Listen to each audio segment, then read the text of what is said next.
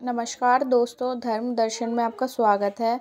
आज हम आपको रामायण का एक अनोखा किस्सा सुनाने जा रहे हैं। जब शांत और सरल स्वभाव की माता सीता ने क्रोध में आकर भयंकर श्राप दिया था।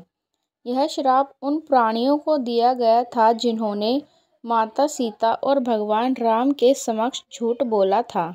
आइए जानते हैं इस रोचक किस्से के बारे में। भगवान श्री राम और उनके भाई लक्ष्मण और उनकी पत्नी सीता के साथ वनवास जाने की बात सभी जानते हैं। इस बात से अयोध्यावासी दुखी थे। जब राजा दशरथ राम और लक्ष्मण के वियोग के दर्द को भी झेल नहीं सके तो उनकी मृत्यु हो गई। पिता के निधन की खबर सुनकर भगवान राम और उनके छोटे भाई लक्ष्मण को गहरी ठेस पहुंची। दोनों भाइयों ने जंगल में ही पिंडदान करने का फैसला लिया। पिंडदान के लिए दोनों भाई जंगल में ही आवश्यक सामग्री एकत्रित करने के उद्देश्य से निकल गए। दूसरी ओर पिंडदान का समय निकलता जा रहा था। ऐसे में माता सीता ने अपने पिता समान ससुर दशरथ का पिंडदान किया। उस समय भगवान राम व लक्ष्मण के बिना करने का फैसला ले लिया। माता सीता ने पूरे विधि विधान के साथ पिंडदान किया।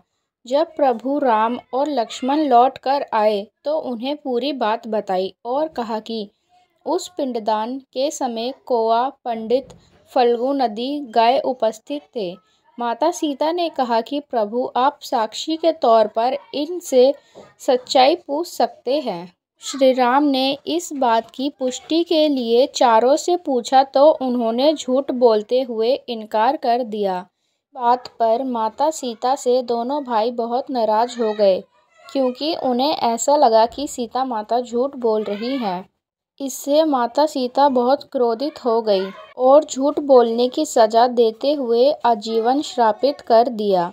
माता सीता से पंडित को श्राप मिला कि पंडित को कितना भी मिलेगा लेकिन उसकी दरिद्रता कभी दूर नहीं होगी। कौए को कहा कि उसका अकेले खाने से कभी पेट नहीं भरेगा और आकस्मिक मृत्यु होगी।